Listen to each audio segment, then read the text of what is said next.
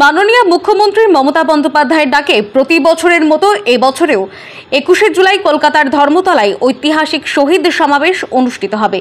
সেই সমাবেশে মালদা থেকে প্রায় কয়েক হাজার তৃণমূল কংগ্রেস কর্মী সমর্থকরা উপস্থিত থাকবে। সেই সভায় ট্রেনে যাতায়াতের জন্য যাতে কোনো সমস্যা না হয় তার জন্য মালদা জেলা যুব তৃণমূল কংগ্রেসের পক্ষ থেকে মালদা টাউন রেল স্টেশনে একটি সহায়তা কেন্দ্র খোলা হয়। শুক্রবার রাতে ফিতে কেটে সেই সহায়তা কেন্দ্রের উদ্বোধন করা হয়। উদ্বোধন অনুষ্ঠানে উপস্থিত ছিলেন যুব তৃণমূল কংগ্রেসের জেলা সভাপতি প্রসেনজিৎ দাস, তৃণমূল কংগ্রেসের জেলা সভাপতি আব্দুর রহিম বক্সি, চেয়ারম্যান চৈতালি ঘোষ, সরকার সহ অন্যান্য নেতা কর্মীরা। যুব সভাপতি প্রসেনজিৎ জানায়, ঐতিহাসিক ২১শে জুলাইকে কেন্দ্র করে যে ধর্মতলার শহীদ সমাবেশ সফল করতে আমাদের আজ থেকেই মালদা টাউন স্টেশনে একটা ক্যাম্পের ব্যবস্থা করা হয়েছে তৃণমূল যুব কংগ্রেসের উদ্যোগে সহায়তা কেন্দ্র। কারণ আমাদের মালদার যে টাউন স্টেশন, মালদার বিভিন্ন প্রান্তের মানুষ, গ্রামগঞ্জের মানুষ, গ্রাম বাংলার মানুষ সবাই এখান থেকে ট্রেন ধরবে ম্যাক্সিমাম মানুষ।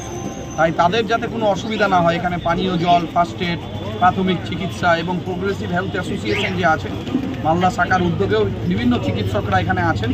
যদি কোনো কর্মীর অসুবিধা হয় তারাও তাদেরকে সহযোগিতা করবে। ফলে আমরা এখান থেকে একটা কন্ট্রোল রুম করেছি। আমাদের দেবপ্রিয় শাহ, সৌমিত্র রায়, শুভদীপ সান্যাল, গৌতম দাস, আমাদের ইমরান হাসান থেকে শুরু করে ডক্টর মানব ব্যানার্জি সবাই এখানে আছেন। এই কন্ট্রোল রুম থেকে আমরা সমস্ত কিছু খোঁজখবর নিচ্ছি। মালদা থেকে মাধব কুমার মণ্ডলের রিপোর্ট, টাইমলেস ডেপিকশন নিউজ।